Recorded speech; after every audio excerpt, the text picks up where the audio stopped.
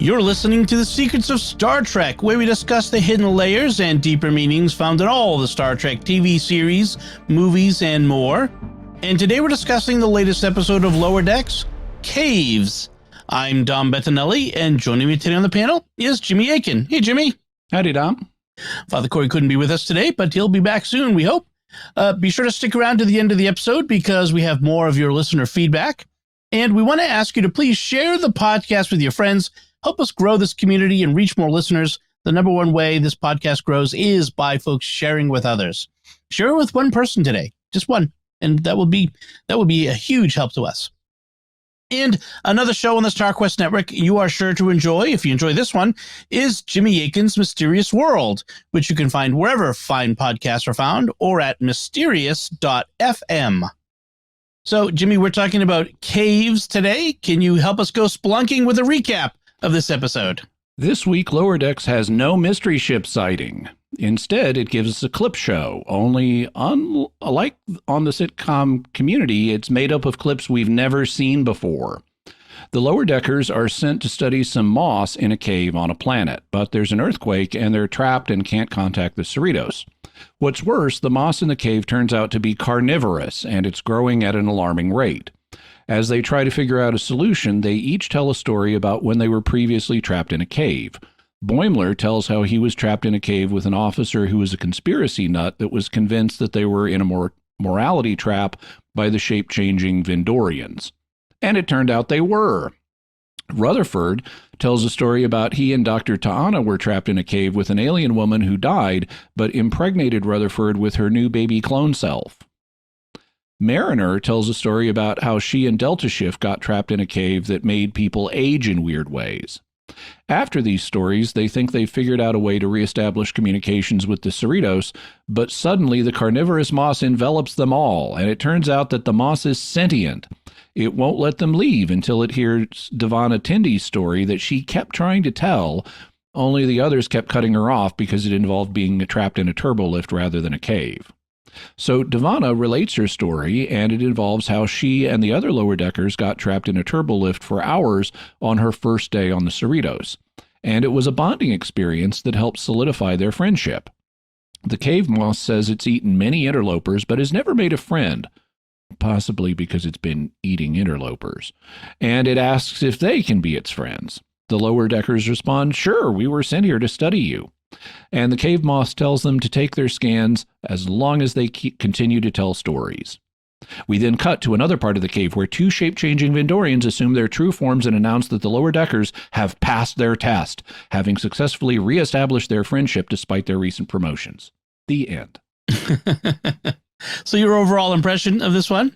I enjoyed it. It was okay as a filler episode. It doesn't really contribute to the season arc at all. So that'll be confined to the next two parts. The final two parts should be heavily about the mystery ship. I like that they went in the direction of a clip show, but provided us with new content.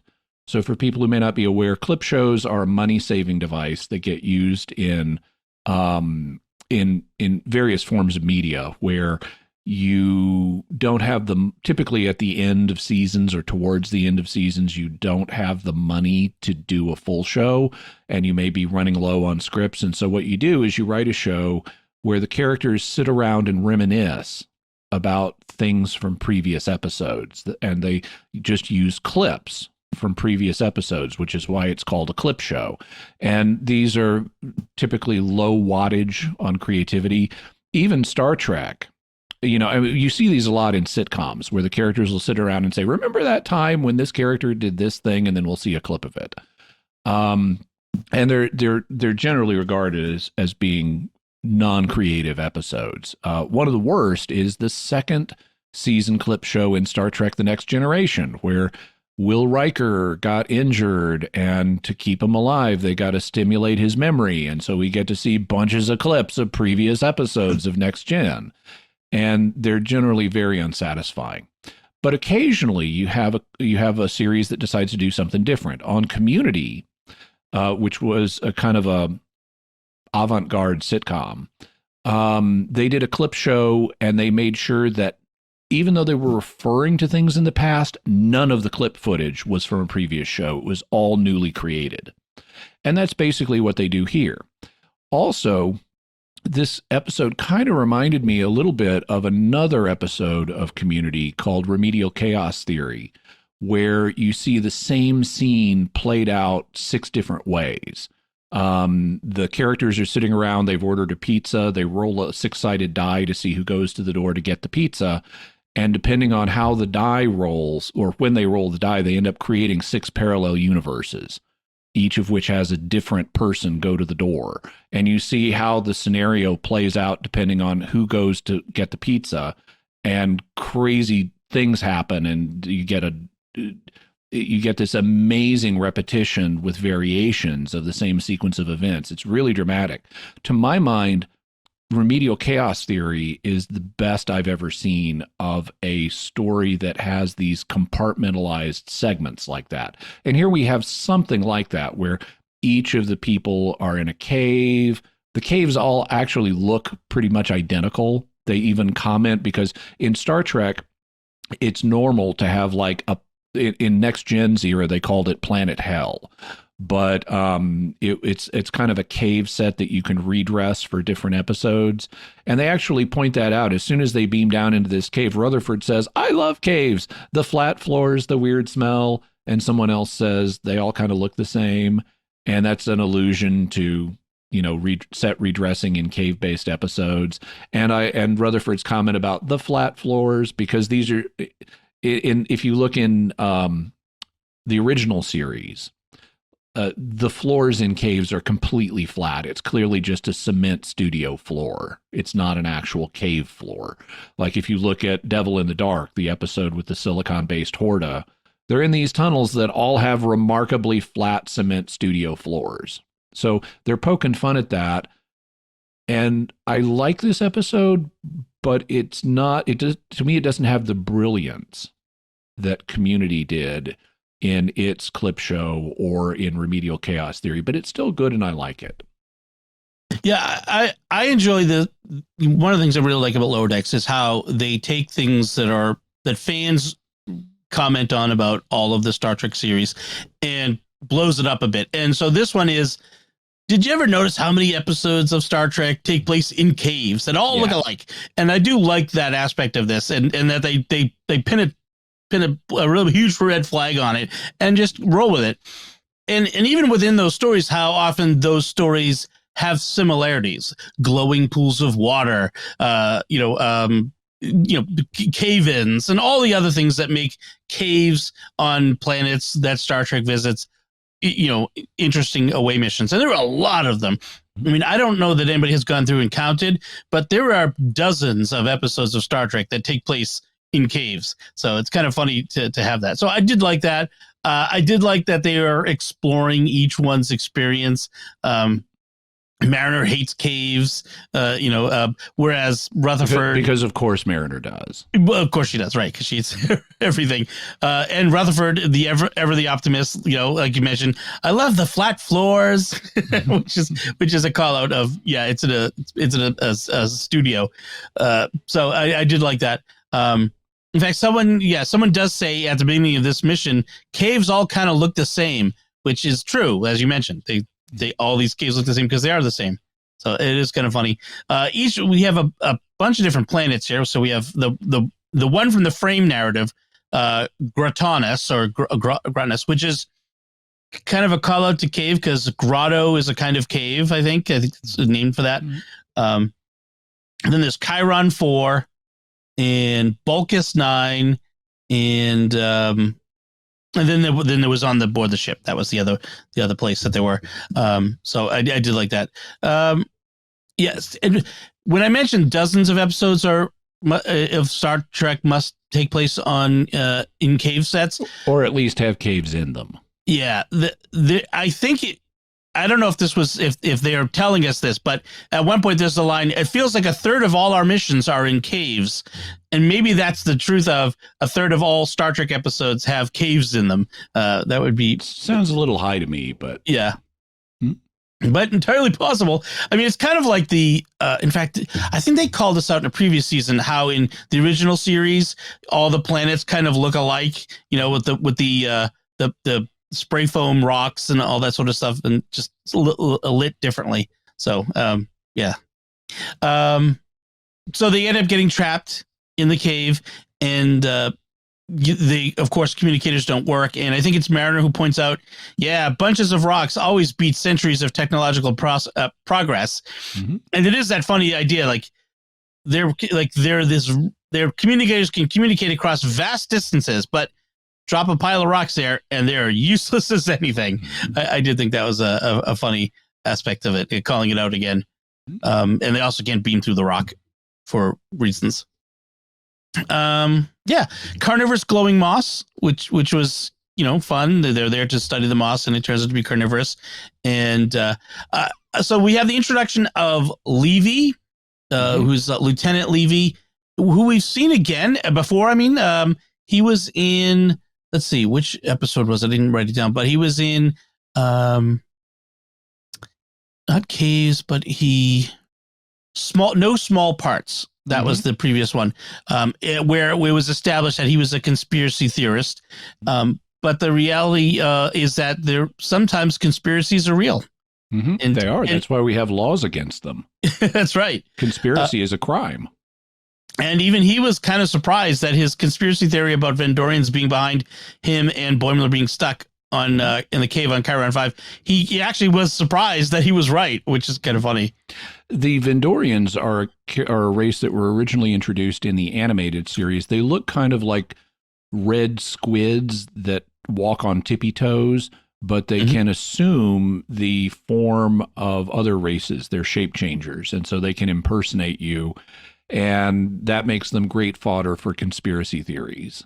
Right. Shapeshifters are fantastic for conspiracy theories, which is why the founders in DS9 were such a great enemy.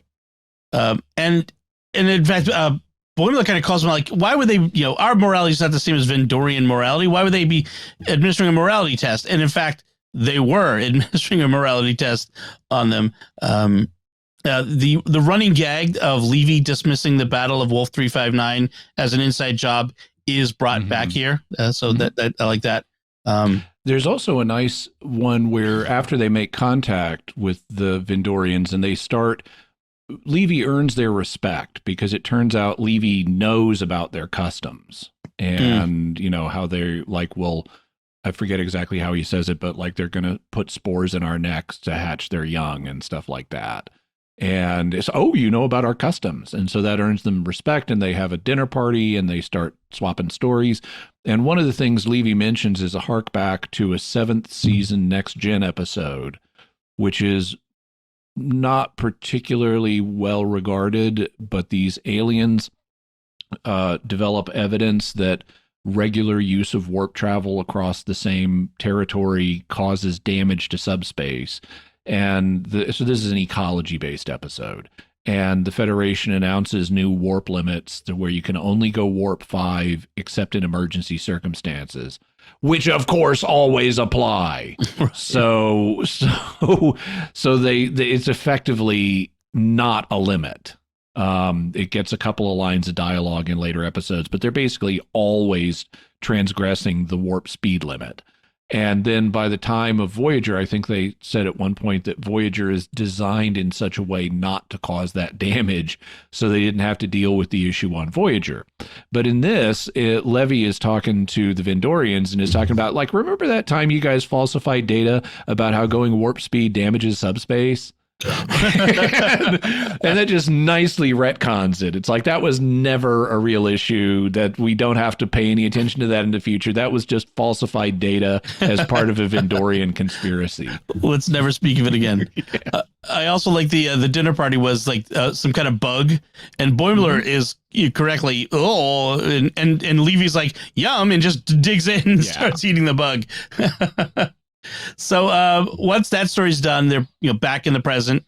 They need to mine some mineral in order to enhance the communicators, etc. Whatever the technobabble is that they need to do. And Rutherford comes up with there's some over there, but in order to phaser it off the wall, we need something to prevent, to act as a barrier. Quick, Boimler, take off your pants.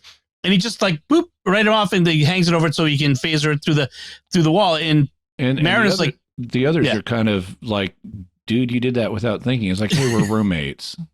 They see each other walking around in their underwear. Right. It's like, well, could you use your shirt like instead of your pants? which is he could have. It's just so funny. And then he ends up taking his shirt off and wrapping it around his waist. So that was funny. And so then we get the story of Rutherford getting trapped. He kind of just casually drops, oh yeah, that time I was trapped in a cave with Dr. Ta'ana and we had a baby together. And they were like, what? And I noticed that Tendi was the most shocked and upset because, of course, we have this latent romance between them. So then we get that story. And it turns out it wasn't, Dr. Ta'ana was not the mother. She was the attending physician for the birth. And so it's misleading dialogue. The actual mother was Rutherford himself. And we get a story that's very reminiscent of that first season Star Trek Enterprise episode where Trip is holding hands with an alien woman who doesn't know how, and he doesn't know how their reproduction works, and she gets him pregnant. So Trip has a baby. And here you have this alien woman, Dr. Ta'ana and Rutherford are in this cave to get some like plants for medical reasons, but the cave also has a monster in it called a Graflax, which is, we're told, is a brain-eating monster. And the Graflax attacks them. They have an alien woman there who's a guide, and she gets fatally injured. But she's like, "Oh no, don't worry, I'm dying, but I'll just download my mind into you." And the way she does that is by effectively making skin contact with him. He becomes pregnant. He has with a clone of her, so he doesn't appear to contribute any DNA to it. But then it's going to inherit her memories. Right, and then they have to find their way out while dealing with this newborn. Her name is Thusa, baby Thusa, and it's a baby clone. It's not a full grown clone. And then they have to figure their way out. And meanwhile, Rutherford figures out how to create the Graflax is attacking them. They have to figure out. He gets a universal translator going, and it turns out the Graflax is actually intelligent. It just doesn't speak the language. And it's protecting its baby too. So that's the only reason it attacked. So now that we both have established a bond and we're just trying to protect our offspring, the Graflax happily leads them out of the cave complex. Yes, and it turns out well. There's also a nice bit. Dr. Ta'ana is not the best mother. Yeah. But or the best caretaker for babies. But I do like one thing that they did at one point in this montage they have of alternately Dr. Ta'ana and Rutherford taking care of the baby while the other one's trying to find a way out. Dr. Ta'ana holds up a huge, enormous, stinking diaper and phasers it out of existence. And I'm thinking that's exactly what they would do in the 24th century. I would have given a lot of money to have a phaser to phaser away dirty diapers back when I was changing 5 kids' diapers. Man, I'm glad that season is over. So that's Rutherford's cave experience, and then we have Mariner's away mission, and where she was stuck on. That's what Glish was the planet she went to. With Delta Shift. And if you recall, Delta Shift was like, so there's 4 shifts on the starship, or 3 shifts on the starship. 4. Is it 3? 4. Yeah. Alpha, Beta, Delta, and Gamma. And our lower deckers were Beta Shift, and the Delta Shift was the overnight graveyard shift. And they were their enemies. They were rivals. And so she got stuck with a crew from Delta Shift on this mission, and their shuttlecraft crashes. They go through an ion storm because that's always happens. And I noticed that the shuttlecraft is named Kings Canyon. Is that another California landmark? Maybe. Sounds like it, but I haven't looked it up. Okay, I thought you might know. But in any case, they need unless it's the one in Griffith Park. That would be really funny if Kings Canyon is in Griffith Park. Right. Because Griffith Park is a park in Los Angeles, but it has this canyon scenery, including a cave that gets regularly used for film shoots, because you've got Hollywood is right there, and it's part of the Los Angeles area. And so people will go to Griffith Park and film lots of stuff. And you see the same cave. It's like Vasquez Rocks.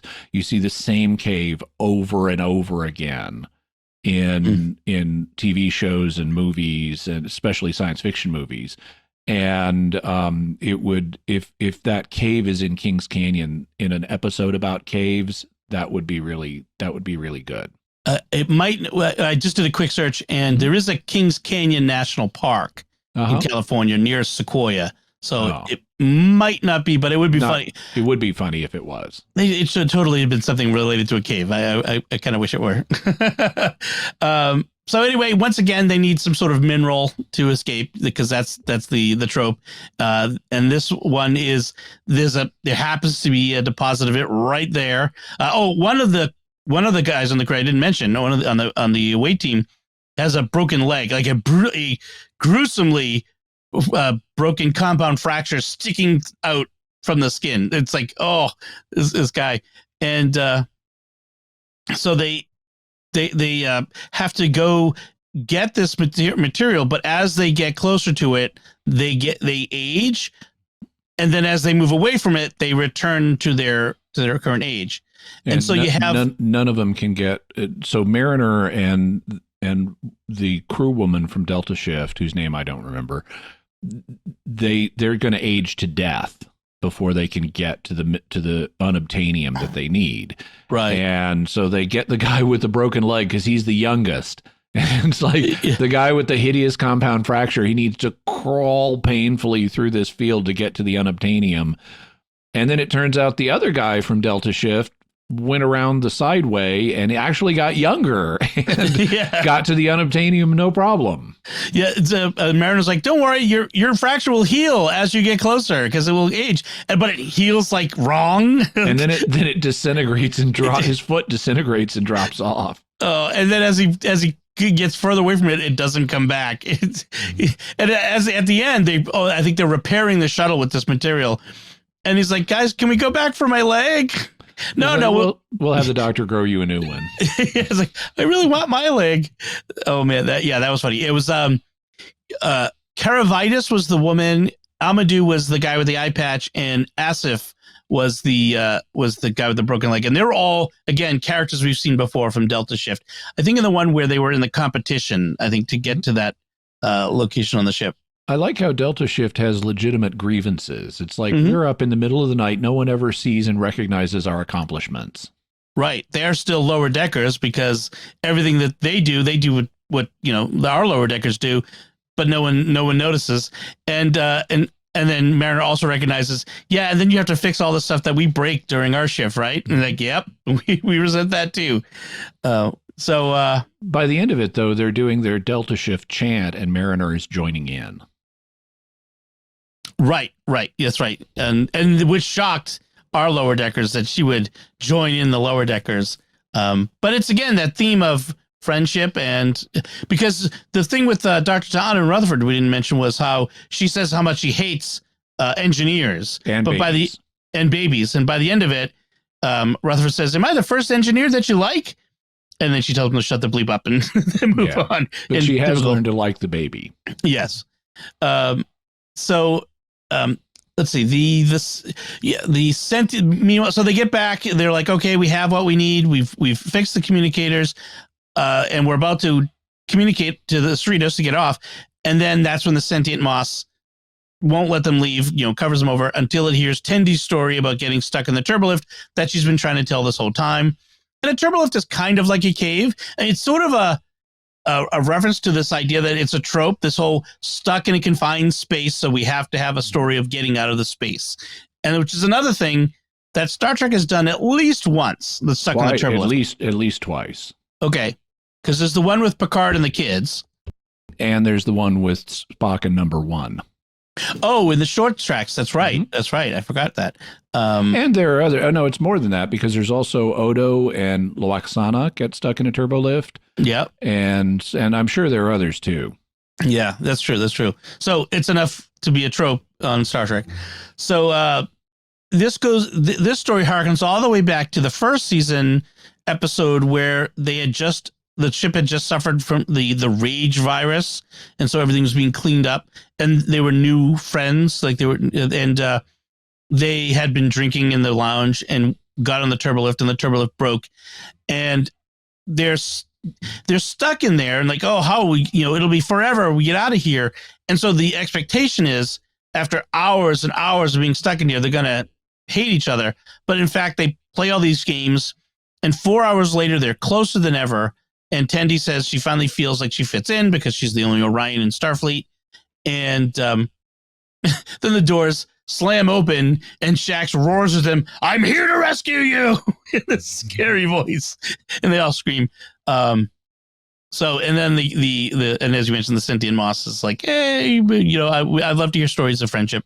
And we find the reveal the Vendorians behind it all over again. Yeah. So and so there was a chance that the lower deckers might have drifted apart after their promotions and their duty changes, but the Vendorians have ensured that they rebonded.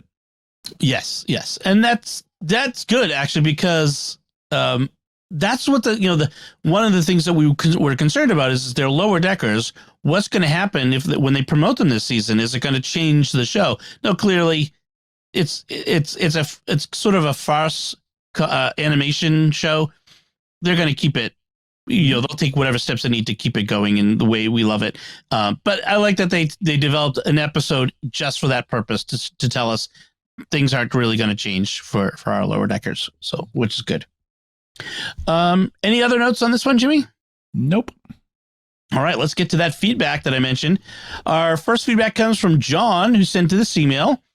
I don't believe anyone has yet pointed out that the koala appears as part of the gas cloud in the Star Trek Delta sequence at the beginning of each episode of Lower Decks. Another cool Easter egg.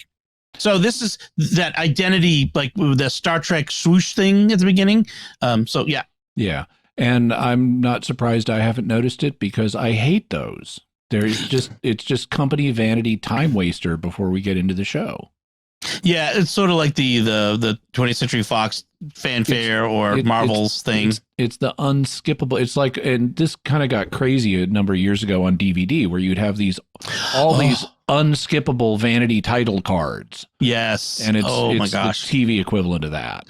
Right, but I'm glad Koala's there. Yes, now I'm wondering what other Easter eggs we might find if we look closely. So, folks, this. I'm not going to go do it myself. This is a call out to all the listeners. Go check it out. Find us more Easter eggs, because that's fun, and see if you can find this one. But once you start looking, it's not that hard to find. Alfredo sent in this email. Love listening to Secrets of Star Trek on my long daily commute. I enjoy hearing all of your perspectives. I have to admit, I am narrowly interested in the original series. I have seen some of the animated series. I also love the 3 J.J. Abrams movies. I want more. Perfect cast. I've listened to your series overviews. I have seen a few episodes of most of the other series, but still go back to TOS. I hate Next Generation. Deep Space Nine and Voyager okay from the few I've seen. Tried Discovery, okay. My son forced me to watch an episode of Strange New Worlds, okay. Refusing to watch Picard. Loved Enterprise, although I haven't seen all seasons. Have you considered reviewing Star Trek Continues web series? Vic is an impressive Kirk. Interesting to see James Doohan's son play Scotty. Interesting stories, not quite up to the original's quality, but I enjoy the familiar characters. Neat seeing the real Apollo. Amazed at how they have impeccable guest star lookalikes. I have been to James Cawley's Enterprise sets in Ticonderoga. A phenomenal treat.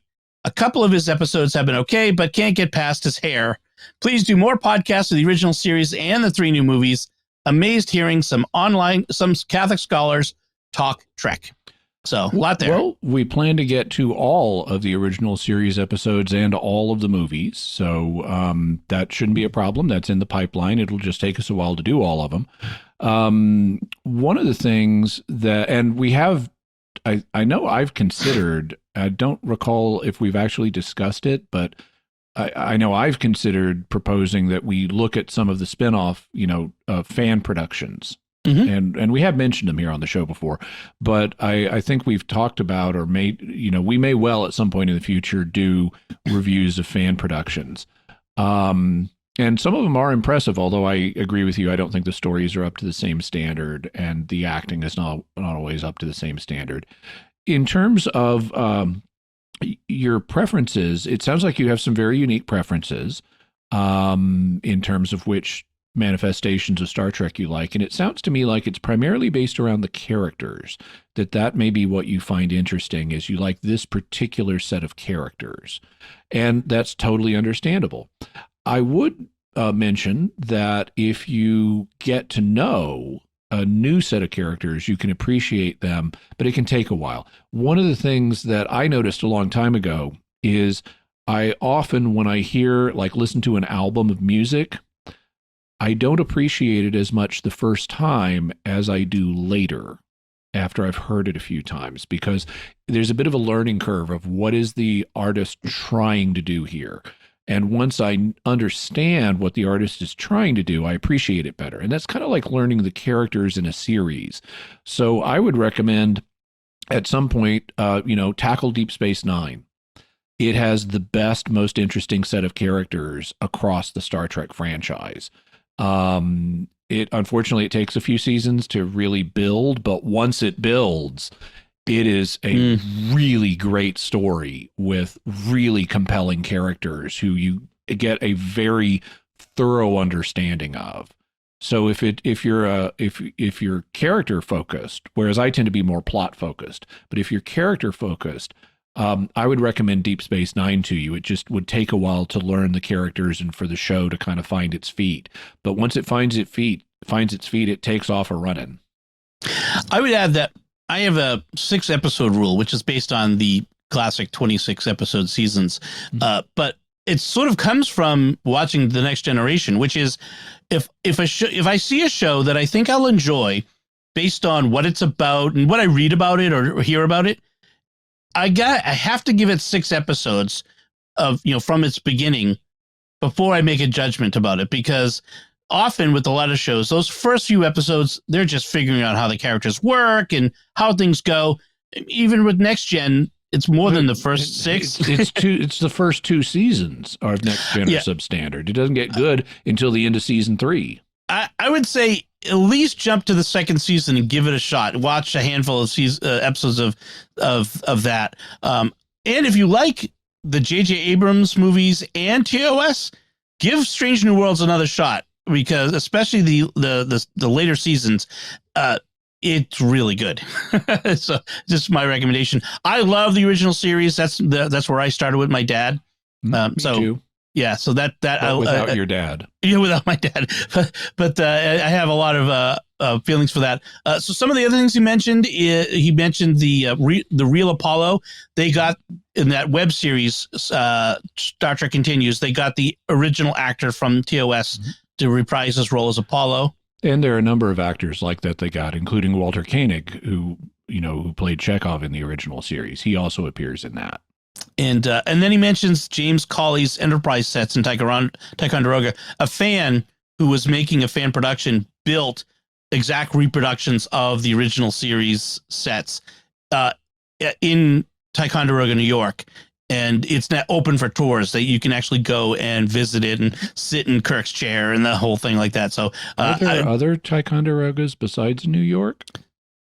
Yes, but this one's in Ticonderoga, New York. Okay, I didn't know there were other Ticonderogas. I don't know if there are, but I don't know if everybody knows that Ticonderoga is in New York. I'll put it that way. Okay. So it's in Ticonderoga, New York, and I have a bucket list plan to go visit that someday. I definitely, and if I do, I'll share that on a future episode. I mean, I'd like to do some of these fan productions, but there's so much Trek we haven't even gotten to yet. It's hard to fit it in. Maybe we'll do like some patron specials or something at some point. But yeah, thank you, Alfredo, for your email. And then our third feedback comes from Eric, who's commenting on this episode of Lower Decks Caves before, after he watched it, he sent in some email. He says, I really like this episode. I watched it twice and noticed a very meta thing. Each character story that took place in a cave used the same animated cave set. I'll call back to the other series that just redressed their cave set. Very nice bit of poking fun of the older shows. Also, I really loved that Boimler and Levy bonded, and Levy's crazy conspiracy theories turned out to be not so crazy. Loved the appearance of the Vendorians for the animated series. I give this episode 4.5 out of 5 stars, only because I was hoping to get more info on the mystery ship of this season. Yeah, I think that's understandable. They've had the mystery ship in every episode up to now, so we kind of expected at this point, and we didn't get anything on that this time. Yep, but also I like that they used the same cave sets in each of the stories. I once saw an interview with Sylvester McCoy, who is a British actor. He plays the 7th Doctor Who, and he talks about when he was a kid, he would watch Star Trek the original series, and he followed this one foam rock from episode to episode, and he just tracked that one foam rock. Speaking of fan productions, when I was in my late teens, we made a fan Star Trek episode, my buddies and I, and we called that out. At one point, we beamed down, and then I turned to the captain. I say, "Wasn't this rock here on the last planet we were on?" I'm sure it's a different rock, and then we move on. So that was fun. I wish that tape of that existed. I would put it online, but I have no idea where that ever ended up. All right, so that's all our feedback. Thank you, everyone, for the feedback. And as we wrap up, we'd like to take a moment to thank our patrons who make it possible for us to create the Secrets of Star Trek, including Jeremy N., Ben B., Brad W., Debbie L., and Jeffrey K.